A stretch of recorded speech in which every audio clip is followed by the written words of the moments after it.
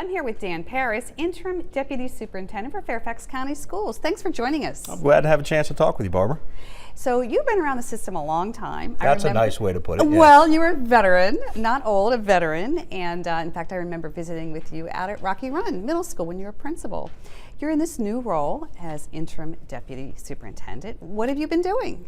Well, this has been a really interesting chapter for me. As you know, this is my 32nd year in Fairfax, and I was actually looking forward to retiring last July when I encountered our new superintendent. And she provided me with an opportunity to work with her during the course of this year to do some exciting things. So that's, I've had a great chance to move into this role, get some new experiences as the interim deputy, support the new superintendent with some perspective of someone that's been around for a while. But it's been exciting work. And you've been working a lot on Portrait of a Graduate and the resulting strategic plan. Tell us about that. Well, this is very exciting work. So yes, it did start with the Portrait of a Graduate. Our superintendent, I don't know how she finds the energy to do as much public outreach as she's been doing. And one of the key pieces around this was this notion of a Portrait of a Graduate. And that is a look at the attributes and qualities that we would hope for our students when they leave our system and beyond. So that work is an initial piece of work to kind of do some backwards design, to look at what we do in FCPS, envision about how we can continue to improve, and to encompass that work within a strategic plan. What is a strategic plan to those people who are out there listening to this who may not be familiar with something like that? What is that? So I think when I hear the word strategic, I think intentional, right? So as someone that's been in the system for a long time, to look at it, I think there are a lot of great things within FCPS, and I think we should do everything within our power to keep them. But we've also been an organization that's committed to continuous improvement.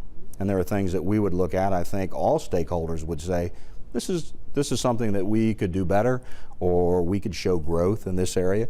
And now I think with the advent of 21st century skills, those different sets of outcomes that we would look at for kids, or to build on the ones that we've had in the past, to make this a more rich, well-rounded experience for kids. So I think the strategic plan process is a way to look intentionally at the work that we're currently doing, to be sensitive to some of the realities that are out there about how hard people are working, what skills would kids need into the future, to take that and then backwards design on it to say, how would we set ourselves up in a more efficient, a more effective manner to provide those outcomes for kids and for families. What are the next steps in this process? So I think one of the things when we talk about outcomes and things like that, I think a lot of us in public education with things that have transpired would say that many of our outcomes have been defined for us, all right? And I'm a big fan of No Child Left Behind because I do want all kids to have the skills that they need to be successful. And I think that caused us to take a real reflective look to make sure we were doing that for all kids. At this juncture, I think we look at it and say, is there more? Right?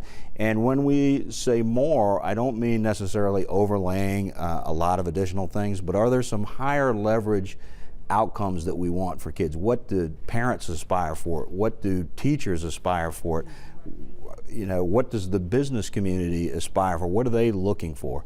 So I see with Dr. Garza's arrival in the district that the Portrait of a Graduate, which was a real high-level look at that we would use that as a backwards design fashion to start to look at the work that we do in the district, and can we streamline it, identify some, you know, maybe a smaller subset of higher leverage outcomes that we can work toward, and what strategies do we believe are best aligned with achieving those outcomes. So I think this is a process that we're just at the beginning, and that Dr. Garza's intention, and I think those of us in the system, our intention, is to engage as broad a group of stakeholders as possible to make sure that parents are well represented, that teachers are well represented, that principals are well represented, and as we look at our strategic direction to come to those decisions together. That's excellent. We'll be keeping an eye on this as we move forward, and we thank you for joining us. Should be exciting. Thanks, Barbara.